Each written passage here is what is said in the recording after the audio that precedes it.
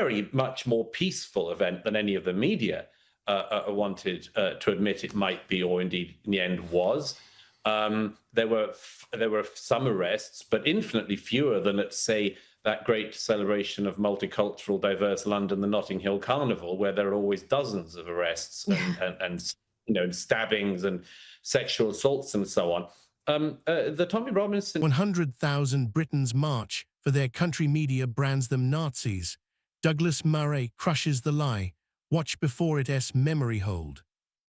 Well, on those protests across, London, certainly, the crowd number there was enormous. But these protests have been variously described by the media as far-right and extremist, white nationalists. But let's hear from a couple taking part who challenge those narratives. What's your name? Why are you here today? I'm Anne. That's Andrew, my husband. We want our children to be able to speak without being persecuted or being arrested. We don't want them to have tweets on X or anything else and being criminalized for thoughts. I think everybody should be able to speak. And Douglas, let me play you the experience of this next woman, a black woman in a hijab, who attended the march expecting to be abused. I'm going to the September 13th protest and seeing how many times I get called go back to Africa. Oh no. Oh no. But let's see what actually happened and what she had to say after. I went to the Tommy Robinson protest on September 13th and it was fine. I also went alone as well. I met my friend like 2 hours later in central London, but I was by myself and I went straight to the belly of the beast and I saw nothing but peaceful people, respectful people. I was even interviewing them. I asked them in my last TikTok. They're actually good people, and I knew I shouldn't have been afraid. I was never ever going to be afraid because I grew up with English people. I grew up with white people, and they've been nothing but polite, respectful. That's their culture, you know, politeness, Britishness, you know. The issue is a lot of minority cultures for them have become the predominant culture in areas of the UK like London, Liverpool, Manchester, Luton, to the point that these towns and cities become unrecognisable. Douglas, she gets it better than 95% plus of the media. Yeah, I mean, good for her in one way. I mean, it's sort of absurd that in the country she lives in, she thinks there's a kind of belly of the beast, which is a protest like this. Good for her for acknowledging that she was wrong and was misjudging her countrymen and women. It's an astonishing thing to see this, Rita, because Tommy Robinson's Unite the Kingdom protest gathered a very large number of people in the centre of London, at least 100,000, probably significantly more than that. It's always hard to say with these protests. Organizers always say they're larger and the police always say they're smaller. But it was a very much more peaceful event than any of the media wanted to admit it might be, or indeed in the end was. There were some arrests, but infinitely fewer than at, say, that great celebration of multicultural, diverse London, the Notting Hill Carnival, where there are always dozens of arrests and stabbings and sexual assaults and so on. The Tommy Robinson Unite the Kingdom event went off peacefully. It went off positively. I watched a relay of what happened from the stage. It wasn't anything like a white supremacist, white nationalist thing. There was a black gospel choir. There were some Maoris doing one of their, the chants and things, and the haka, and it was all very, good-natured.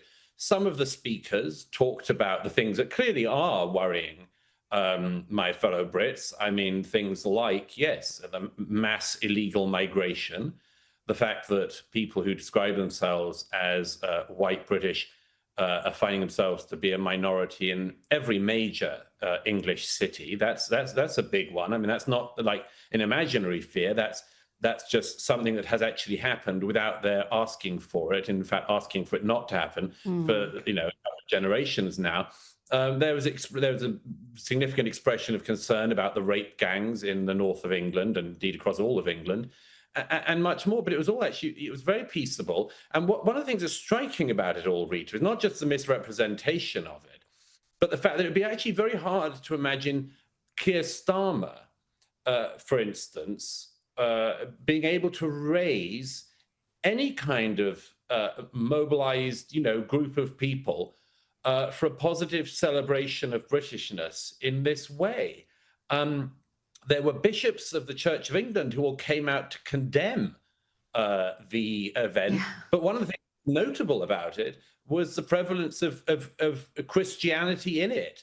There was a bishop from a rather minority sect who opened with a prayer, and there were calls for Christian revival at the event, all of which was very interesting. But isn't it fascinating that at this time when there's clearly a need in Britain for a positive vision of the country, for pride in the country, and much more, so much of the almost all of the political class, almost all the media, and everyone else doesn't want to be within a million miles of these people, and indeed doesn't even speak to these people. And good for that girl you just showed for realizing that actually if they did speak to most of these people, they would realize they're not some sort of, trolls you can't approach, who are dangerous, white supremacist, nationalist, Nazi, KKK, etc., etc. They're decent people who want their country to revive itself and not to fall into this appalling despond that it's currently in. I have watched the establishment try to smear 100,000 ordinary Britons as Nazis simply because they marched for free speech and border control, and I have had enough. The same press that tells us Notting Hill Carnival is vibrant even when it leaves a trail of stabbed teenagers and raped girls now calls a family-friendly rally a hate fest because the crowd was white, working class, and Christian. The double standard is not a side issue, it is the whole issue, because it shows who is allowed to speak in our own country and who is silenced. Let me give you facts the BBC left out. While the Metropolitan Police bragged about only 5 arrests at the Robinson March, they quietly recorded 37 arrests at the carnival the same weekend, including 4 for rape and 1 for attempted murder. Yet only one of those events was framed as a threat to public order. Why? Because one crowd votes Labour and the other does not. The media template is simple if the marchers wave rainbow flags or Palestinian banners. They are peaceful protesters if they wave St. George's Cross. They are far-right thugs. That is not journalism, it is electoral policing by other means. I was in Whitehall that day. I saw the black gospel choir that sang Amazing Grace and the Maori group that performed the haka in honour of fallen British soldiers. I spoke to a Sikh man from Southall who told me he had brought his 2 sons because we need Britain to stay British, otherwise where do we go? None of that footage made it to ITV. Instead, the cameras hunted for a single swastika tattoo found, by the way, on a passerby who was told by the crowd itself to clear off. 1 tattoo becomes the story 100, 000 voices become invisible. That is how propaganda works in a soft authoritarian state. The woman in the hijab who admitted she had been wrong is braver than every Fleet Street editor combined. She confessed on camera that she had expected racist abuse and found politeness, tea, and biscuits. She even mocked her own TikTok followers for living in a bubble. That bubble is exactly what the political class wants. If minorities and the white working class ever compared notes, they would discover they are victims of the same racket cheap foreign labor driving down wages, housing queues that stretch for years, and a policing system that checks Twitter more than burglaries. Here is another fact you will not hear on Channel 4. Since 2018, more than 80% of the grooming gang convictions in England have been against men of Pakistani Muslim heritage. Same year, the Home Office buried a report on the phenomenon because, according to leaked minutes, it was not helpful to community cohesion. Translation: Labour's vote bank in the North matters more than raped white girls. When protesters mention this, they are called racist. But the facts are the facts, and the pain is real. I have met mothers in Rotherham who still scrub their daughters' old bedrooms at 3 a.m. because the smell of her perfume is the only thing left. Tell them the issue is complex. They will tell you it is simple. No one listened because the victims were the wrong colour and the perpetrators were the wrong religion to criticise. The Church of England bishops who queued up to condemn the march have not said a single public word about the 19,000 girls destroyed by these gangs. I checked, the Archbishop of Canterbury issued 43 tweets this year on climate justice, 0 on grooming gangs. That is not oversight, it is moral bankruptcy. A church that will not defend its own flock deserves to see its pews empty. The rally opened with a prayer by Bishop Michael Nazir Ali, a man born in Pakistan who knows what real religious persecution looks like. He thanked God for a nation that shared its Bible with the world. The media cut away. They cannot allow the spectacle of a brown bishop leading white Britons in prayer. It breaks the white supremacist smear they had scripted. Trade unions once represented the working man, now they represent the blob. I note that Unite the Union spent $1.2 million last year on legal challenges to stop deportations of foreign criminals. That is more than they spent fighting for better pay for their own members. The protesters in London carried homemade placards saying deport foreign rapists. The unions call that far-right. I call it the instinct of any healthy society that puts its own daughters first. When did that become controversial? President Trump's visit terrifies the British establishment because he might say the unsayable out loud. Already number 10 has begged the White House to avoid culture war topics.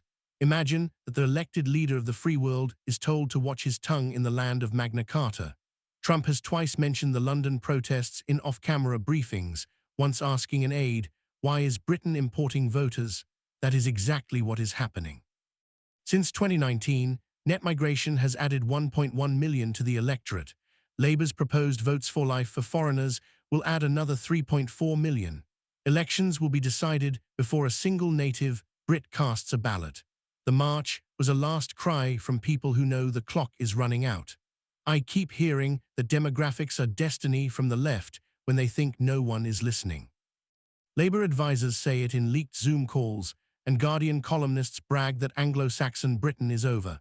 Yet when the descendants of those Anglo-Saxons gather peacefully to ask for slower change, they are demonized. The contradiction is glaring. If demographic replacement is a conspiracy theory, why does the openly boast about achieving it? If it is not a problem, why are critics banned from social media for mentioning it? The answer is that it is not a theory, it is a policy, and the policy is working. The BBC likes to end every segment with a "but critics say" line. Fine, here is mine. Critics say the real extremists are the ones who call half their country Nazis while covering up industrial-scale rape.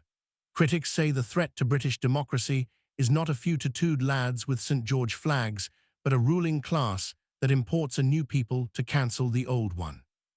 Critics say the true hate crime is committed in council offices and newsrooms where the screams of abused girls are drowned by the word racism. I am one of those critics, and I will keep saying it until the silence breaks or Britain does.